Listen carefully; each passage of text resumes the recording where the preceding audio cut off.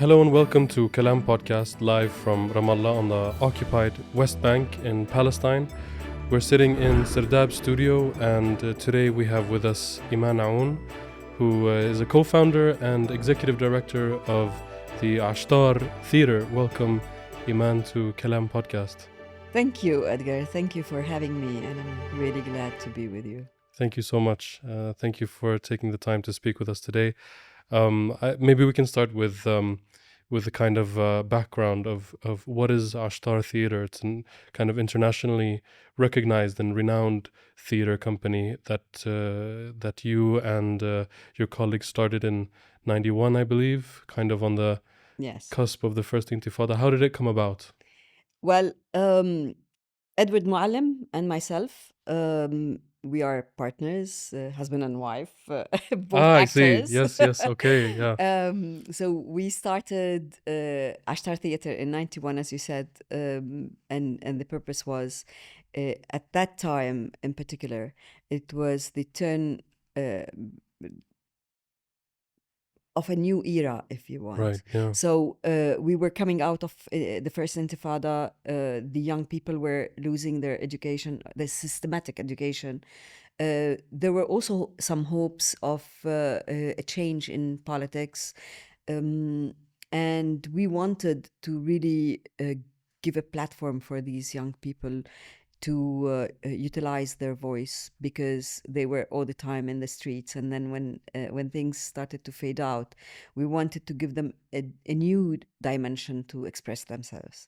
Right. We wanted them to look for a role where they would be more active, but also their action should be with strength, with horizon, and with importance of what they would say.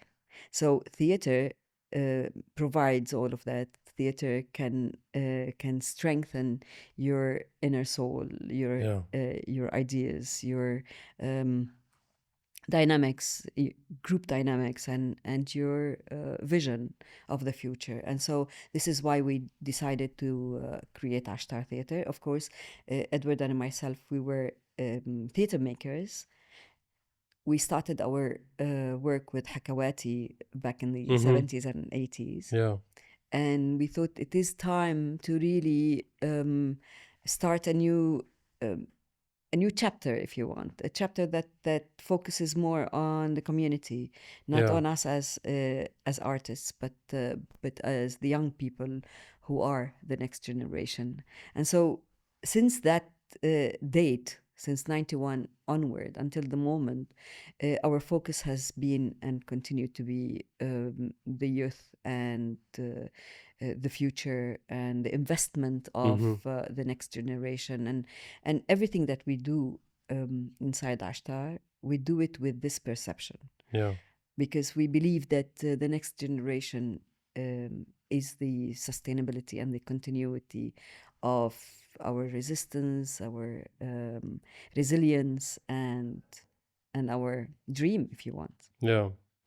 Yeah, this sounds very much like in the tradition and spirit of the First Intifada, and I want to get back to specifically how the theater works also today after so many years. But if you can say something about the name Ashtar, I know your daughter who is with us today is also named Ashtar, and it's also obviously the name of an ancient goddess from the Canaanites and from many different groups and peoples in Mesopotamia all over this kind of region. Who was the goddess Ashtar? Ashtar is a goddess, is a very strong female figure in the ancient beliefs. She was the goddess of love and fire in the Mesopotamia, as you said, in ancient Iraq, Sumerian and Akkadian. Yeah. And also transpassed to the Palestinian Canaanites. Yeah.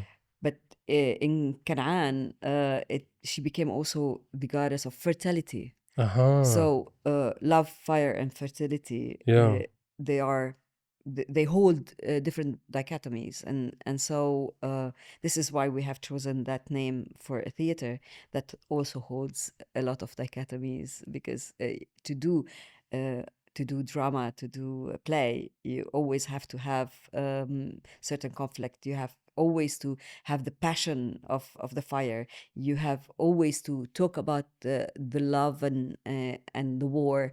And this brings us also to how Ashtar Theatre work is like trademarked by political theater. Yeah.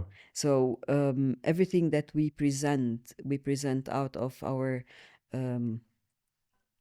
why, our consciousness of our role Mm-hmm. in raising the awareness, whether inside the country or internationally. And this is why we believe that political theater, not as a didactic theater, but as an engaged theater Yeah. that would hold a vision, and that would be strongly presenting our struggle, and that would really, if you want, penetrate the awareness of those who are um, unconverted, is an Yeah. important matter for us. What would someone ideally be converted to? What is the goal of the awareness? The awareness is to, first of all, to say that Palestine is for the Palestinians, Right. and that we are people filled with culture, and filled with love, and filled with hope, and we have the right to maintain that, and we have the right to regain our land, and we have a duty also to free our people, and to free the world from the international occupation, Sure. because we are occupied by the Israelis, but there is an international occupation, and we have seen it now. We have seen it very clearly, because we know that no one of us is free, and we've been following that. I mean, in the demonstrations, in the talks, in all the solidarity actions that had Yeah, yeah, been the encampments and happening that, yeah. in the campuses of Yeah. universities, because truly, I mean, if we are not straightforward, the world is not straightforward occupied by a regime. We are occupied by economy. We are Mm-hmm. occupied by mentality, and so Sure. we're going into dark zones. We're going into um,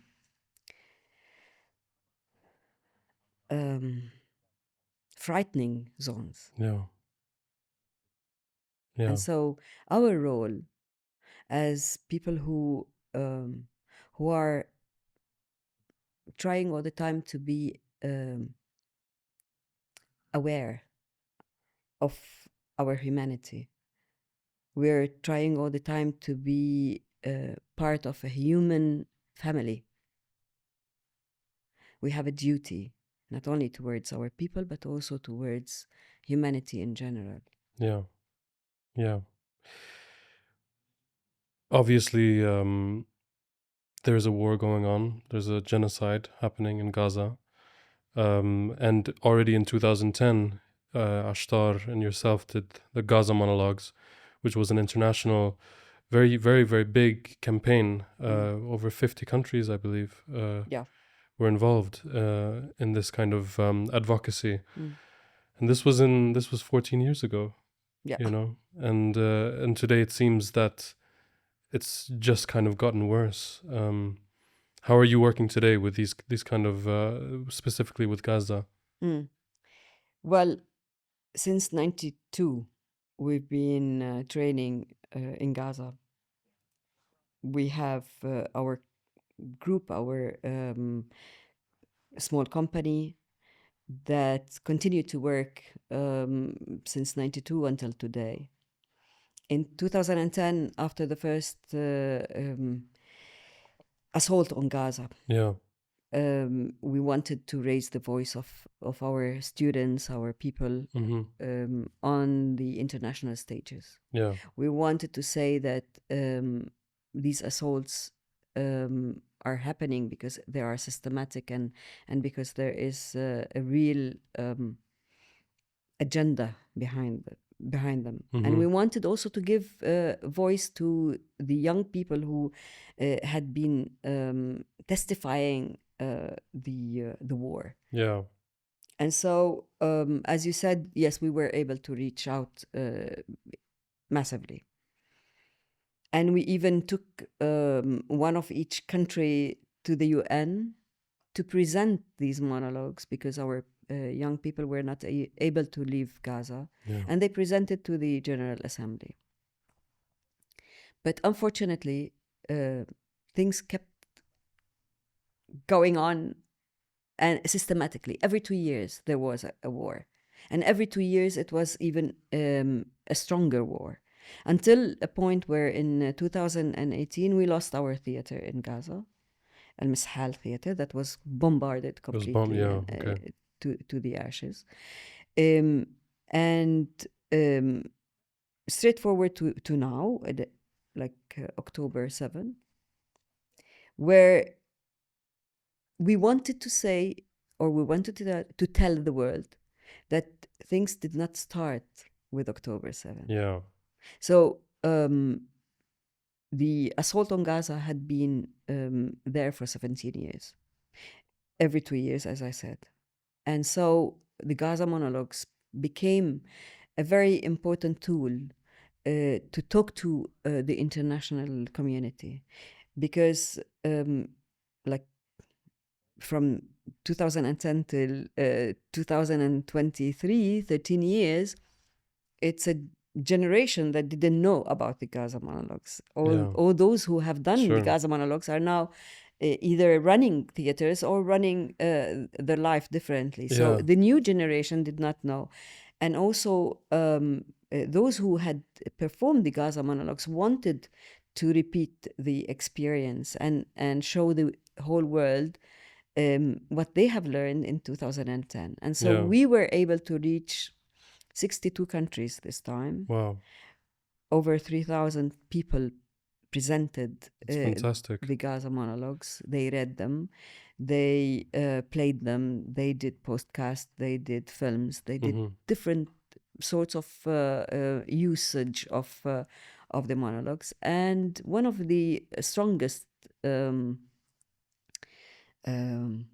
reflections that everyone that was able to take part in this call were saying that yes, they knew what is happening in Gaza, but they didn't know that it is as much. Yeah. And that is 10 years ago. Yeah.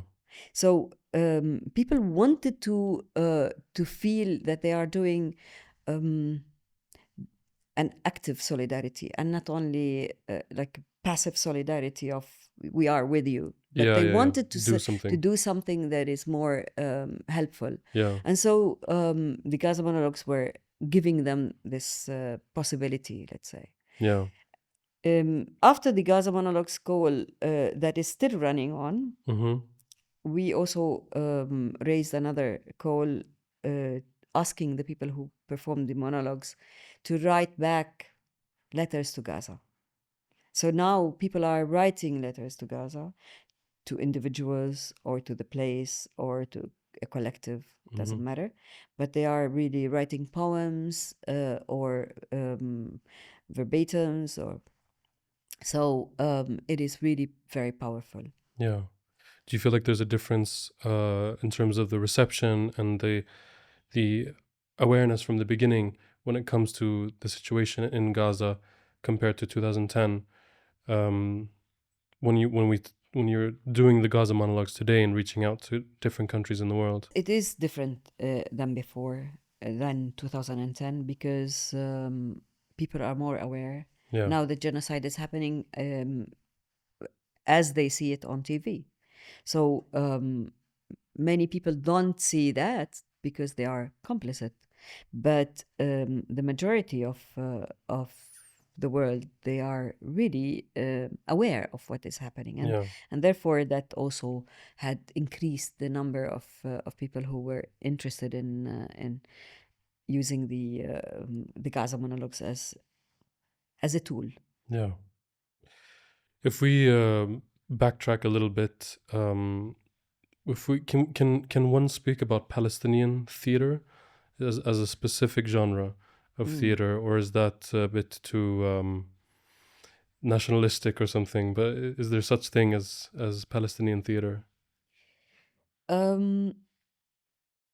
mean, I would let me put it more like a historic background, Okay, or put it in a historic background. sure, yeah, The theater in Palestine was known for thousands of years.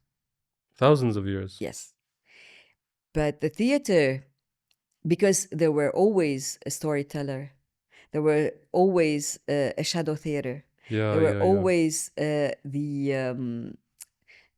the storyteller in terms of the Hakawati, the old Hakawati, telling stories. And What is the Hakawati for people who don't know? Hakawati is a character that tells stories or reads stories. Mm-hmm. Usually it started in the palaces of sultans, and then As entertainment. as entertainment, of course, or as the one who really brings into the people the history, Ah, because yes. he's the one who knows the history. He's the one who keeps the history, but he makes it in a way that is easy for the people to understand. Mm-hmm. So Hakawatis were always there in the tradition of the Arab world as well, and shadow theater came from China Mm-hmm. via trade. Yeah. And it was used also in our region. But the European theater, the classical, either black box or the Italian theater, Yeah. this is new, Right. relatively speaking, new. The kind of commedia dell'arte thing. Not commedia dell'arte. Commedia dell'arte is more in the streets. Right. But the plays that we know, that we go to a theater, we Yes, sit and okay. we watch a play. Why do we call it an Italian theater? Because the style of building of the theater itself had been created in Italy. I see. Okay. It's the high stage, Yeah. and then the people are sitting on chairs and watching the play. Mm-hmm. But so this had entered with the missionary schools, the friars, and the priests who came from Italy or from France, Yeah. or even from Russia. Mm-hmm. So by mid of 18th century. Okay. So 19th century. 19th 1800s? century, Yeah, sorry. yeah, yeah. 1850s, 1850s. Yeah. 1848. I mean, it started the first school, which is the Frere School in Jaffa. Okay. And they built a Interesting. theater there, Wow. a European-style theater. Sure. And so since then, that sort of theater had been growing. Mm-hmm. And then there is also in the history book about Napoleon, his how do we call it? His colonel, Mm-hmm. who came and visited Bethlehem. He said that I've seen a play in 36, and that resembles the Nativity. So already played by people. Mm-hmm. And that was the mentioning of the first play at that in Palestine. Okay. So that really follows a European style. Yeah, yeah, yeah. Interesting. Okay. So of course this had continued, and then in 48, and Palestine was really very famous as uh, how do you say, a bridge between Egypt and Syria, Sure. Yeah. Great Syria. Yeah. So all the theater groups and the musicians had to pass by Palestine in Yeah. order to go to the Greater Syria. Via Jaffa often. Jaffa, Akka, Mm-hmm. and they would come to Jerusalem, of Yeah. course, and Haifa, go to Haifa as well. So where did we arrive to? In 1948, Right. with the Nakba, Mm-hmm. everybody was, dispersed. Like the people were dispersed, and so were the artists, and so everything was broken. There were no continuation of doing theater or of receiving theater from the Arab world, and so the theater had taken a big blow up until the late 50s, where groups started to reform Mm-hmm. in Jerusalem mainly, and then in Nazareth. But there were, first of all, there were the censorship that were really fighting them back. They didn't want them to speak or to present plays that are nationalistic or plays that are even talking about resistance. Yeah. So this had really stigmatized, or this had given a platform to the Palestinian theater makers to start to think of a new wave of doing theater, symbolically presenting the struggle, symbolically presenting the loss of Palestine. Right. And so nowadays, if we want to talk about Palestinian theater, we would say that Palestinian theater is very strong in symbolism, is very strong in raising the political issue, because Palestine is filled with ideas and with material, especially that talks about the occupation and the rights of the people and the right of return and the right of resistance. And so we are marked by our resisting theater and by symbolism. Yeah.